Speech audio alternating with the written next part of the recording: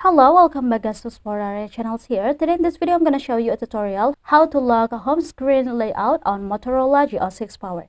But before it, I hope you guys click subscribe and the bells button to support the channel. And yeah, now without any further ado, let's get started with the video. Well guys, first thing first, here you just have to open the settings, and then in the settings page you just have to scroll it down until we'll find here the home and lock screen options. Tap on it, and after go to the first option, which is home settings.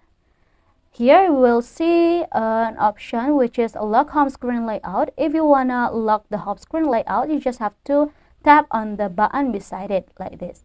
And after here, to go to this home settings, you can also do another way, which is the simpler way. You just have to tap on this home screen at the blank part like this, tap and press for a second, and we'll see the home screen option. Just tap on it and it will go to this settings again. To lock the layout, you just have to tap on this button beside the lock home screen layout as before. So yeah, I think it's enough from me guys. Thank you for watching this video. Don't forget to leave your like and comments below, and I'll see you soon on the next one. Goodbye.